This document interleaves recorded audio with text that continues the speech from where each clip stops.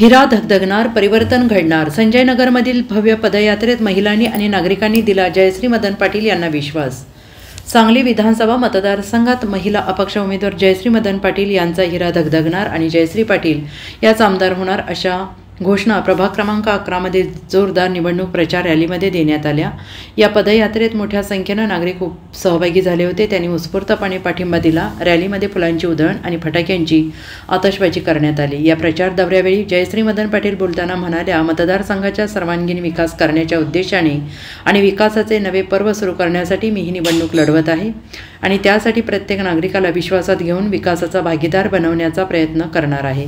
आपल्या प्रभागातील महिला, युवा युवती, नागरिक आणि सर्वसामान्य जनतेने उत्स्फूर्त पाठिंबा दिला, याबद्दल मी सगळ्यांचे आभारी आहे.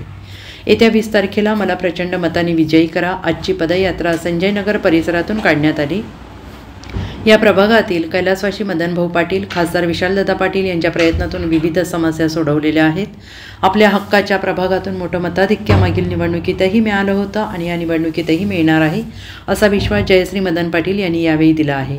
या प्रचार दौऱ्यावेळी युवा नेते हर्षवर्धन पाटील, मोनिका कदम, माजी महापौर कांचन कांबळे, नगरसेविका शुभांगी साळुंके, नगरसेवक मनोज सरगर, संजय कांबळे, विशालदादा युवा प्रतिष्ठानचे अध्यक्ष हेमंत उर्फ बंडू पाटील, महेश साळुंके, गजानन साळुंके, बापूसाहेब डोंबाळे, संभाजी पाटील, जमीर पटाईत, सुधीर कांबळे यांच्यासह महिला, ज्येष्ठ नागरिक आणि कार्यकर्ते मोठ्या संख्येने उपस्थित होते. Bureau report, SBN Marathi, Sanjaynagar.